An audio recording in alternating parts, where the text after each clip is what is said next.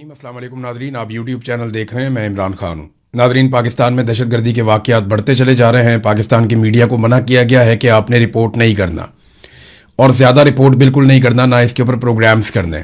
मैंने थोड़े दिन पहले आपको बताया था कि पाकिस्तान की इंटेलिजेंस एजेंसी ISI की जानिब से सहाफ़ियों को बुलाकर जो अहम अहकामात दिए गए, उनमें यह भी कहा गया कि आपने दहशतगर्दी के वाक़यात को पाकिस्तान में रिपोर्ट नहीं करना। हाँ, ये जितना ISPR की जानिब से बताया जाए या जितना सरकार की जानिब से बताया जाए, बस आप उतना रिपोर्ट करेंगे। अभी पाकिस्तान के फील्ड मार्शल ईरान गए हुए थे। बलूचिस्तान में दहशतगर्दी का बड़ा खौफनाक वाक़या हुआ। उनकी जो प्राइमरी रिस्पॉन्सिबिलिटी है वो पाकिस्तानियों की हिफाजत है।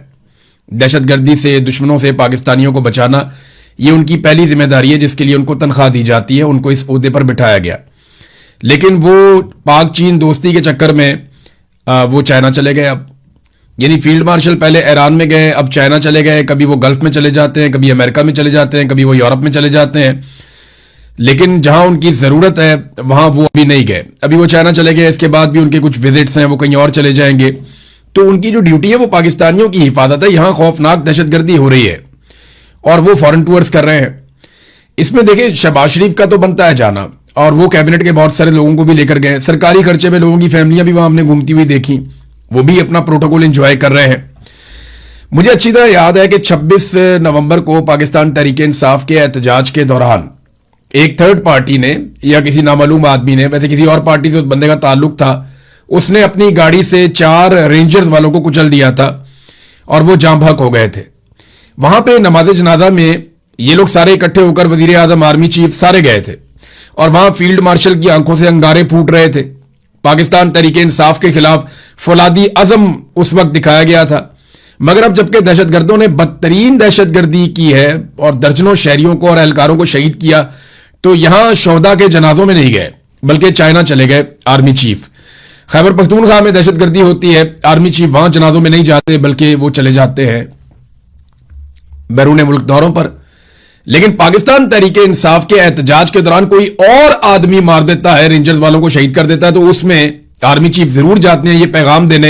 यानी पॉलिटिकली ये मौजूदा आर्मी चीफ आसिम मुनीर साहब इतने मुतनाज़े हो चुके हैं, इतने मुतनाज़े हो चुके हैं, और सारी दुनिया जानती है कि ये एक पॉलिटिकल पार्टी के सख्त मुखालिफ हैं और ये बतौर एक पॉलिटिकल एंटिटी उस पॉलिटिकल पार्टी को और उसके लीडर को खत्म करना चाहते हैं।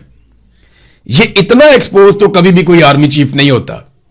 तो ये इदारे के लिए बड़ी खतरनाक चीज है। लेकिन हम देख रहे हैं होती हुई पाकिस्तान के मीडिया पर, जनाब वो पिंकी जो थी मंशियात फरोश, वो उसके मामला बहुत ज्यादा उठाए गए। वो एक चद्दड़ है, एक एक्ट्रेस है, उनका मामला बहुत ज्यादा आसमान पे उठाया गया है। अच्छा, मेरे से भी कुछ लोग पूछते हैं जी इस पे आपकी राय क्या है, तो मैं साथ ही बात आपको बताता हूं कि निजी जिंदगी के मामला में किसी की भी वो मैं नहीं जाता, लेकिन फिर भी जब एक खातून कह दे ना, तो उसका मतलब है ना। फिर किसी भी मर्द को, चाहे वो किसी भी ओहदे पे हो, कितना भी ताकतवर हो, उसे कोई इख्तियार नहीं है कि वो उस खातून को हरासा करे। इसकी सख्त सजा मिलनी चाहिए। मैं बिल्कुल क्लियरली ये कह रहा हूं।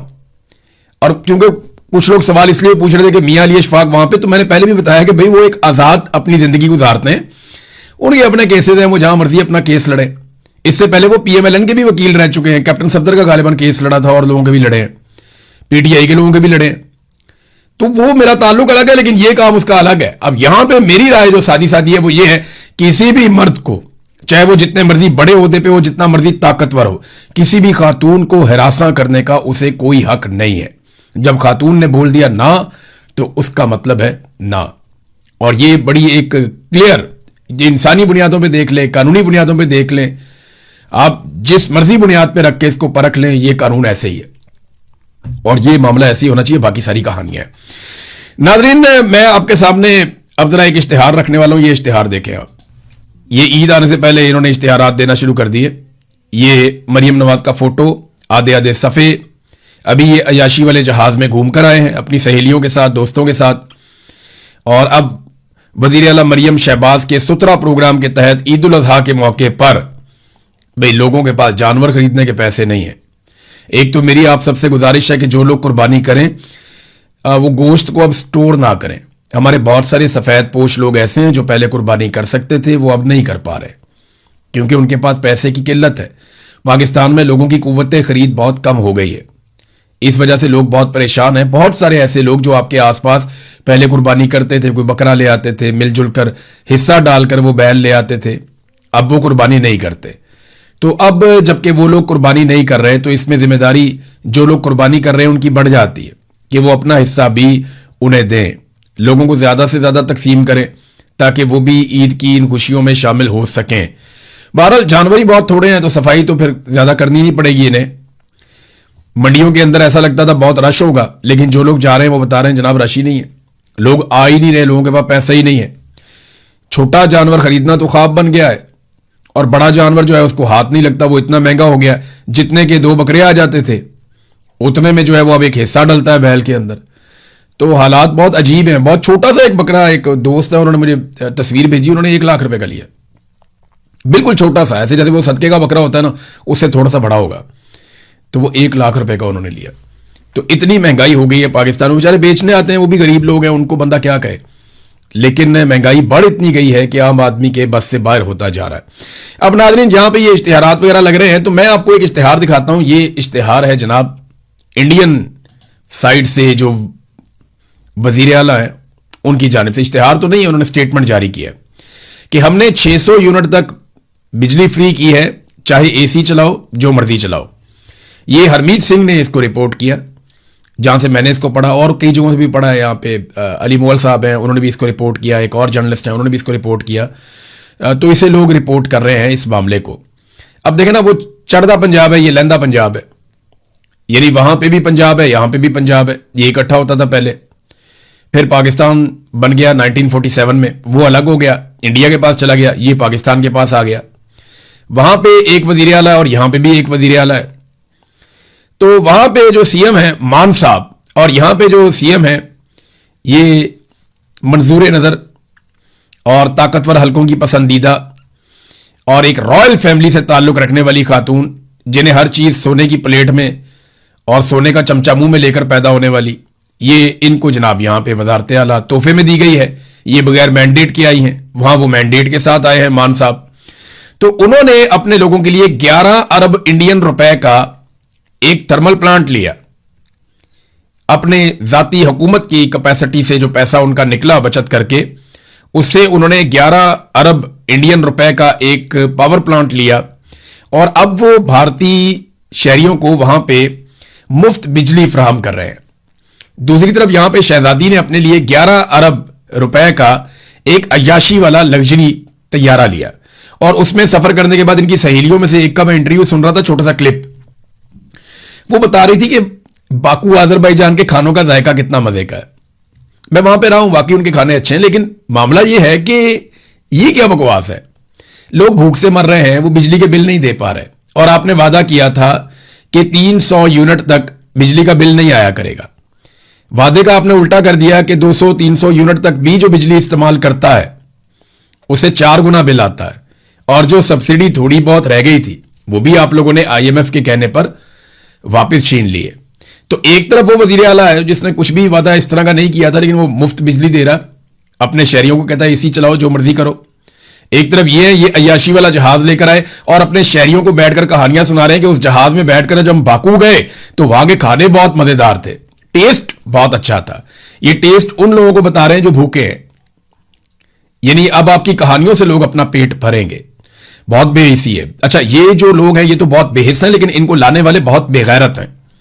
मैं ये लफ्ज सोच समझ के इस्तेमाल कर रहा हूं कि अगर गैरत होती और गैरत का फुकदान ना होता तो कौम के साथ इस किस्म का भोंडा और घटिया मजाक ना किया जाता कि कौम ने जिनको मुस्तरद किया उनको लाकर कौम के ऊपर मुसल्लत कर दिया। अब वो कौम की गुर्बत का, कौम की परेशानियों का मजाक उड़ाते हैं, ये कहकर कि वहां जहां हम गए थे ना, आपके पैसों से खरीदे हुए लग्जरी जहाज में बैठकर वहां खाने बहुत मजे के थे और हमने बहुत इंजॉय किया। ये नादरीन इनकी सूरत हाल है।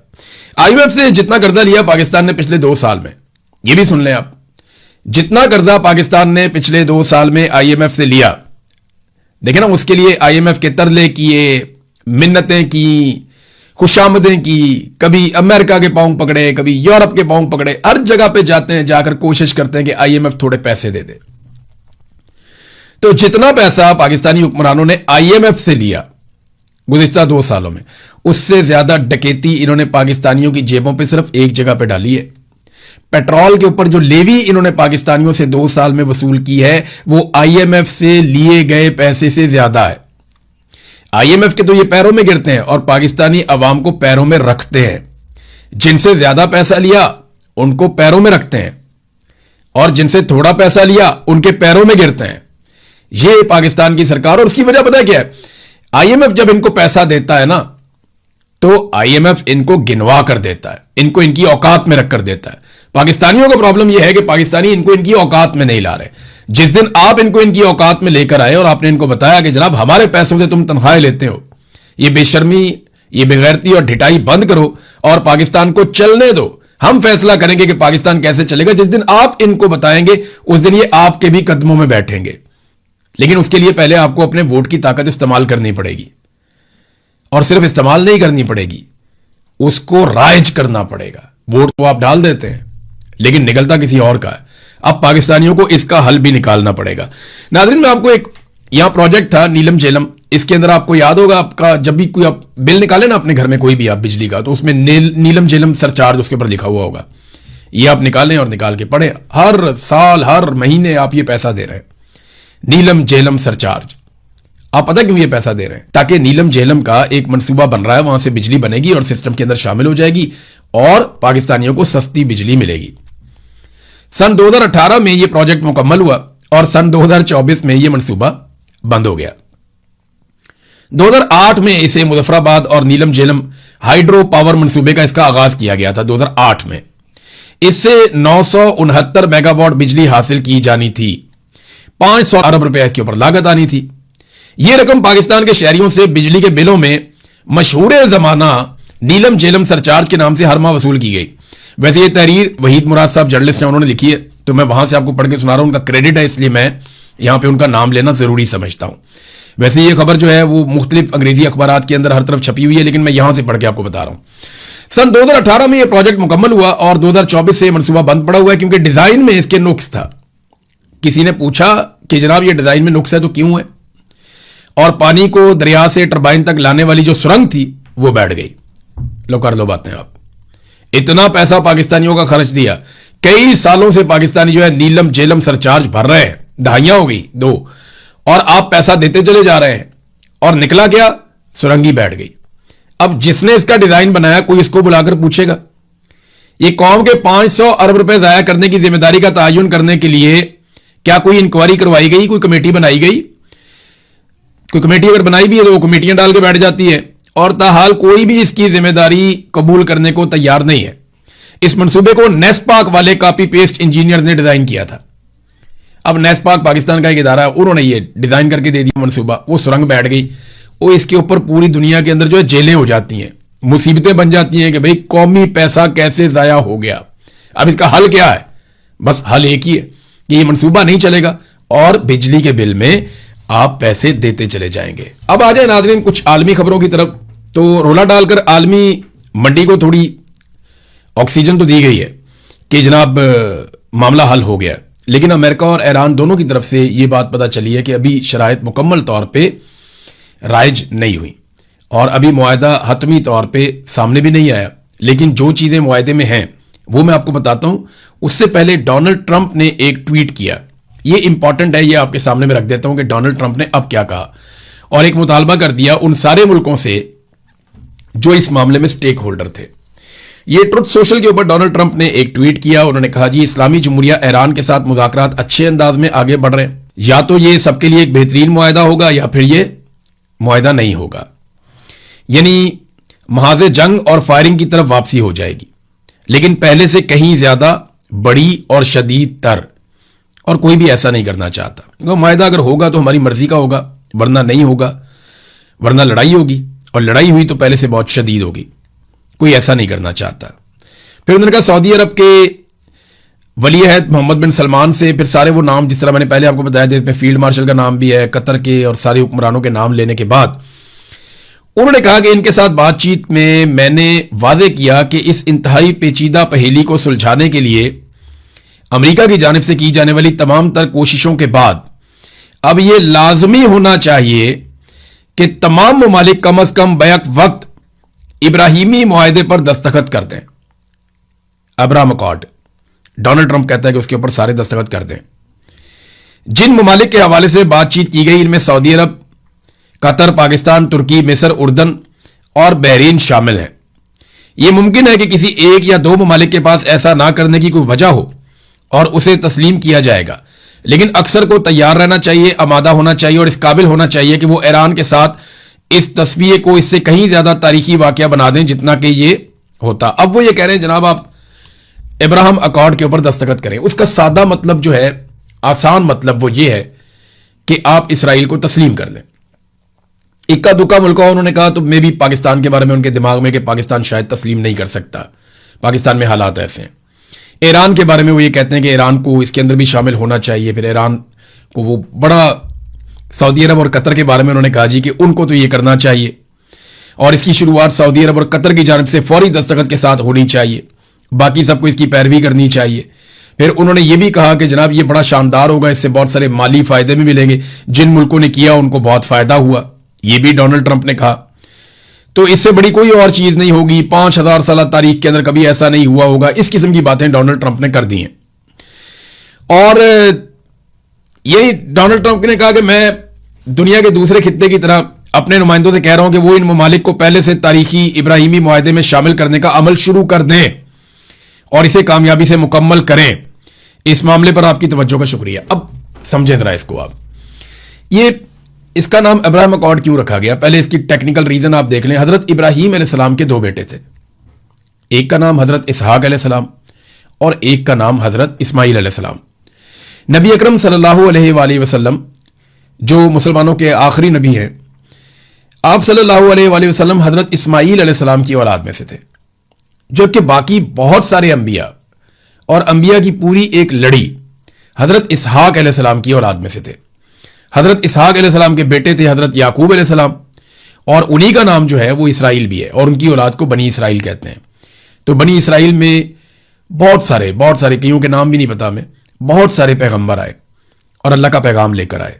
एक दौर में मुसलमान भी यहूदियों को यह बात बताते थे कि हजरत इब्राहिम अलैहिस्सलाम की ही औलाद है हजरत इस्माइल अलैहिस्सलाम और हजरत इसहाक अलैहिस्सलाम। तो ये जो नस्ल परस्ती के चक्कर में एक इख्तलाफ था उसको दूर करने की कोशिश की जाती थी। आज उस लफ्ज को इस्तेमाल किया जा रहा है इसराइल को तस्लीम करने के तनाजुर में, लेकिन मामला इंसानी हुकूक का है, मामला अकायद का नहीं है। यानी अगर आप इसको मुसलमान बनकर देखेंगे, ईसाई बनकर देखेंगे, यहूदी बनकर देखेंगे तो आपके दिमाग में कुछ और चलेगा, लेकिन अगर आप इसको एक इंसान बनकर देखेंगे तो आपको समझ आ जाएगी कि इसराइल ने जिस लेवल की ज्यादती की है निहत्ते फलस्तीनियों के साथ और आसपास के ममालिक में, उसकी कोई और मिसाल ये जदीद दुनिया के अंदर तो नहीं है। तो जब आप ऐसे देखते हैं तो उसूली नुक्ता नजर से आपके पास ये गुंजाइश कम हो जाती है कि आप इसराइल को तस्लीम करें। यहां बहुत सारे ममालिक जो मुस्लिम ममालिक नहीं हैं, यूरोपीय ममालिक हैं, वो फलस्तीन को तस्लीम कर रहे हैं और इसराइल के ऊपर पाबंदियां लगा रहे हैं, जबकि मुसलमान मुल्कों पे अब दबाव डाला जा रहा है कि आप अब्राहम अकॉर्ड के ऊपर दस्तखत करें और आप इसराइल को तस्लीम कर लें। तो ये डोनाल्ड ट्रंप ने कहा। बहरहाल वॉशिंगटन पोस्ट ने एक बड़ी शानदार रिपोर्टिंग की है, वो रिपोर्टिंग में आपके सामने रखता हूं। उन्होंने बताया कि वो कौन सी चीजें हैं जिनके ऊपर यह वायदा होने जा रहा है। सबसे पहली चीज यह है कि 60 दिन के लिए जंगबंदी हो जाएगी। इस दौरान एक हतमी अमन मुआहदे के लिए मुज़ाकरात किए जाएंगे और ये मुज़ाकरात अब मेरे ख्याल में कतर में होंगे। फिर आबना हुर्मुज़ को दोबारा खोला जाएगा। 30 दिनों के अंदर अंदर ईरान आबना हुर्मुज़ को खोलेगा और वहां से बिछाई गई बारूदी सुरंगों को साफ करेगा। फिर बहरी नाकाबंदी का खात्मा, अमेरिका फौरी तौर पर ईरानी बंदरगाहों की अपनी बहरी नाकाबंदी खत्म कर देगा। फिर मुंजमद असासों की बहाली, अमेरिका कतर में मौजूद ईरान के 12 अरब डॉलर्स के मुंजमद असासे फौरन बहाल कर देगा और यह मुआहदे पर दस्तखत करने के लिए ईरान की एक सख्त पेशगी शर्त थी और इसके लिए कतर पहुंच गए हैं बाकर कालीबाफ जो ईरानी स्पीकर हैं और वजीर खारजा अब्बास अराक्ची, वो अब कतर पहुंच गए हैं। कतर को इन्वॉल्व कर लिया गया है। अगर ये पैसा डी फ्रीज हो जाता है या ये पैसा ईरान को मिल जाता है तो आप ये समझें कि अब मुआहदा बहुत तेजी से आगे बढ़ सकता है।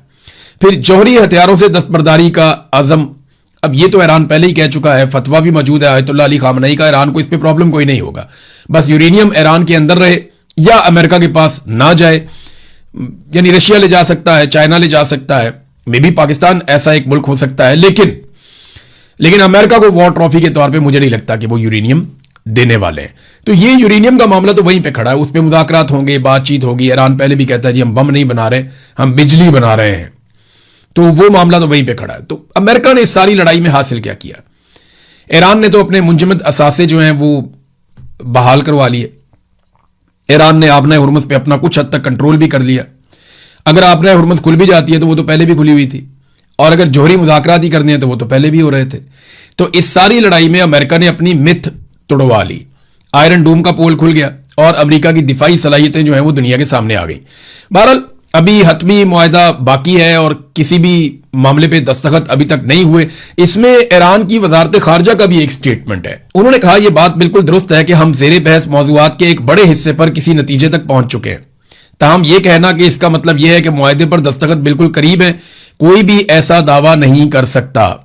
अमेरिका में पॉलिसी साजी और फैसला साजी का अमल एक तरह के इदारा जाती तजब्जुब और हिचकिचाहट का शिकार है। वहां पे एक अमेरिका के अंदर वो कह रहे हैं प्रॉब्लम चल रही है, उनके थोड़े फैसले बदलते रहते हैं, मुतालबात भी ऊपर नीचे होते रहते हैं, लिहाजा ये अभी इब्तदाई मराहिल में है। कुछ चीज़ें तय हो गई हैं और कुछ चीज़ें तय हो जाएंगी। मुझे उम्मीद है कि अब ये जंगबंदी की तरफ ही मामला जाएगा। इंटरनेशनल मार्केट में थोड़ा सा इस्तेहकाम आया और उसका फ़ायदा पाकिस्तानी शहरियों को मिलना चाहिए, क्योंकि सबसे बड़ा नुकसान पूरी दुनिया में पाकिस्तानी शहरियों को हुआ था। हालांकि पाकिस्तान में पेट्रोल भी आ रहा था, पुराना पेट्रोल भी मौजूद था, पाकिस्तान को सब सपोर्ट भी कर रहे थे, सहूलत भी मिल रही थी। इसके बावजूद पाकिस्तानी अवाम का कचूमर निकाल दिया शहबाज शरीफ और फील्ड मार्शल आसिम मुनीर ने मिलकर। तो अब ये इन दोनों से गुजारिश है कि जनाब हमते जंग टल गई है, तो मेहरबानी करके पेट्रोल की कीमत को 150 रुपए लीटर पे वापस ले जाएं। नाज़रीन, एक स्टेटमेंट जो है वो अमरीकी वजीर खारजा ने भारत की सरजमीन पर खड़े होकर दिया। मैं स्टेटमेंट आपको सुनाता हूं, बात इस पर हम नेक्स्ट वीलॉग में करेंगे अभी, क्योंकि लंबा हो जाएगा। इंडिया हमेशा इस हकीकत की तरफ इशारा करता रहा है कि पाकिस्तान की सरजमीन से मुसल्लह दहशतगर्द ग्रुप काम कर रहे हैं जो इंडिया को निशाना बनाते हैं। वो हमेशा इस हवाले से फिक्रमंद रहते हैं। अब मैं इंतजार करूंगा कि शहबाज शरीफ और फील्ड मार्शल आसिम मुनीर इसका जवाब कब देते हैं। अब तक के लिए इतना ही। अपना ख्याल रखिएगा, अपने चैनल का भी। अल्लाह हाफ़िज़।